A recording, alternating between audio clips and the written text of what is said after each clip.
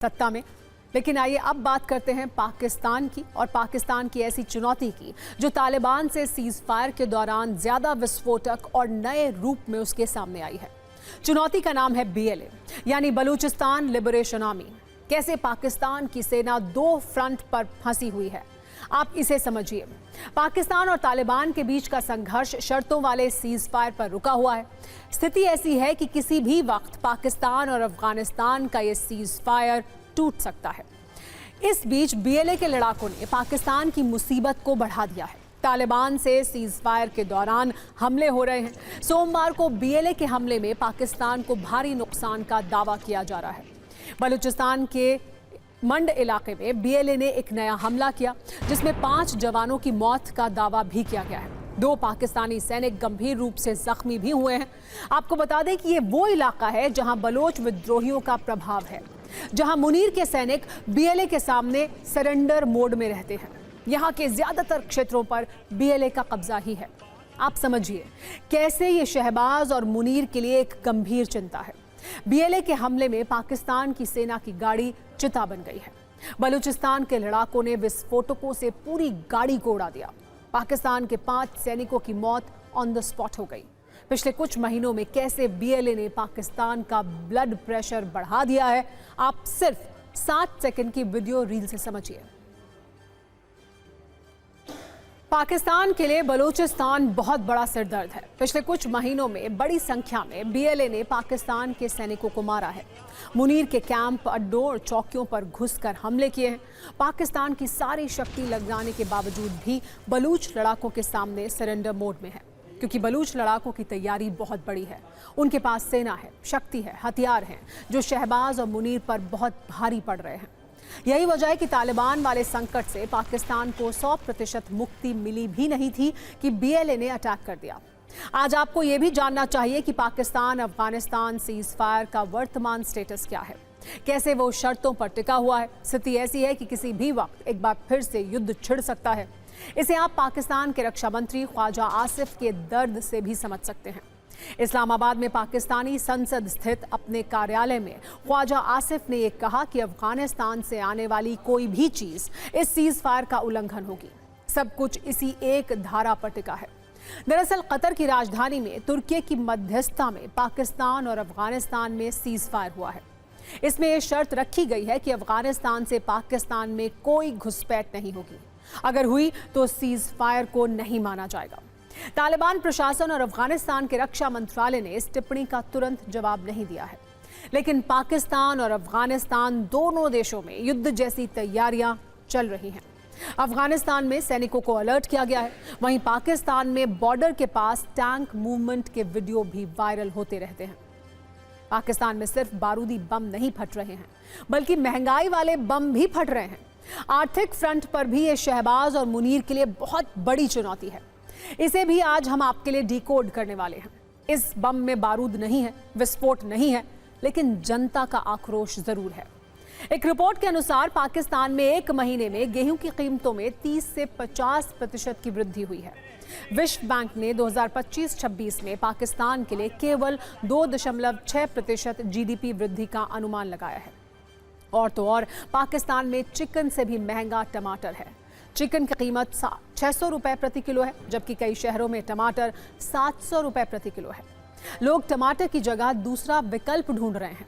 आम लोगों की थाली से टमाटर अब दूर हो चुका है। एक सवाल यह भी है कि अचानक टमाटर की कीमत क्यों बढ़ गई है।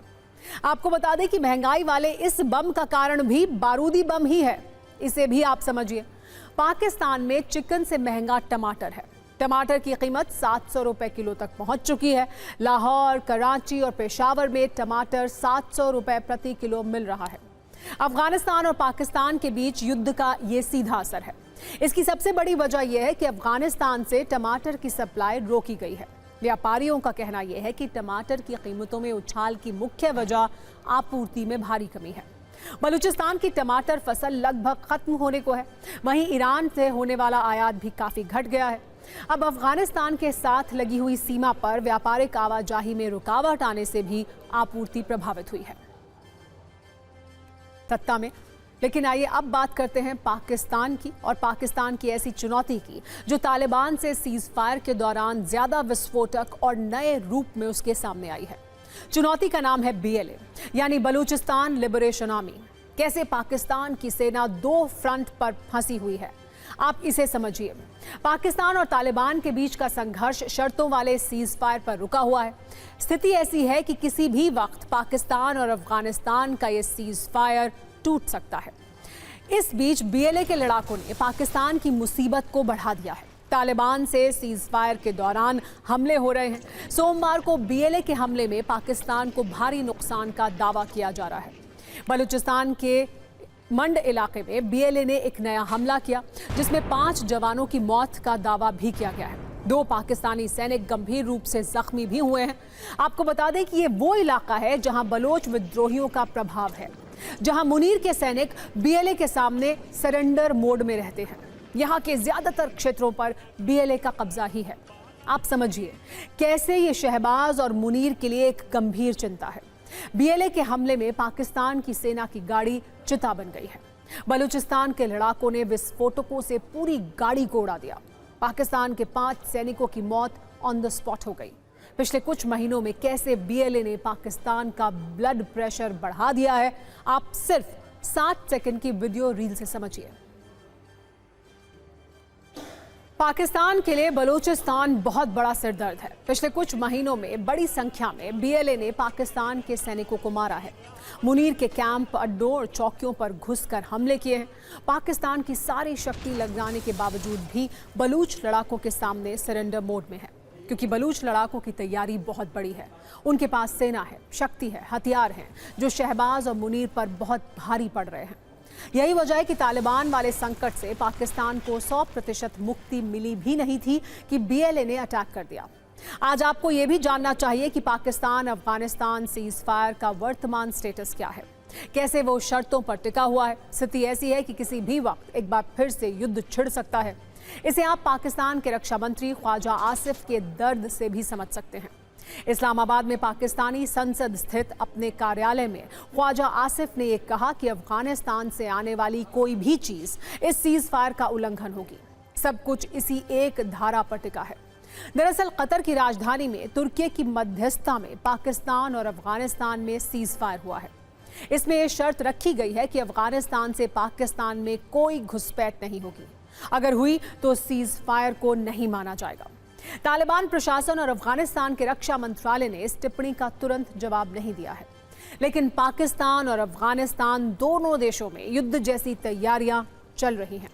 अफगानिस्तान में सैनिकों को अलर्ट किया गया है, वहीं पाकिस्तान में बॉर्डर के पास टैंक मूवमेंट के वीडियो भी वायरल होते रहते हैं। पाकिस्तान में सिर्फ बारूदी बम नहीं फट रहे हैं, बल्कि महंगाई वाले बम भी फट रहे हैं। आर्थिक फ्रंट पर भी ये शहबाज और मुनीर के लिए बहुत बड़ी चुनौती है। इसे भी आज हम आपके लिए डिकोड करने वाले हैं। इस बम में बारूद नहीं है, विस्फोट नहीं है, लेकिन जनता का आक्रोश जरूर है।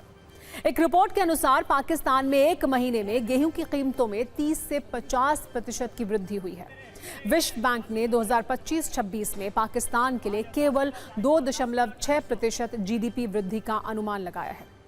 और तो और पाकिस्तान में चिकन से भी महंगा टमाटर है। चिकन की कीमत 600 रुपए प्रति किलो है, जबकि कई शहरों में टमाटर 700 रुपए प्रति किलो है। लोग टमाटर की जगह दूसरा विकल्प ढूंढ रहे हैं। आम लोगों की थाली से टमाटर अब दूर हो चुका है। एक सवाल यह भी है कि अचानक टमाटर की कीमत क्यों बढ़ गई है। आपको बता दें कि महंगाई वाले इस बम का कारण भी बारूदी बम ही है। इसे भी आप समझिए। पाकिस्तान में चिकन से महंगा टमाटर है। टमाटर की कीमत 700 रुपए किलो तक पहुंच चुकी है। लाहौर, कराची और पेशावर में टमाटर 700 रुपए प्रति किलो मिल रहा है। अफगानिस्तान और पाकिस्तान के बीच युद्ध का ये सीधा असर है। इसकी सबसे बड़ी वजह यह है कि अफगानिस्तान से टमाटर की सप्लाई रोकी गई है। व्यापारियों का कहना यह है कि टमाटर की कीमतों में उछाल की मुख्य वजह आपूर्ति में भारी कमी है। बलूचिस्तान की टमाटर फसल लगभग खत्म होने को है। वहीं ईरान से होने वाला आयात भी काफी घट गया है। अब अफगानिस्तान के साथ लगी हुई सीमा पर व्यापारिक आवाजाही में रुकावट आने से भी आपूर्ति प्रभावित हुई है।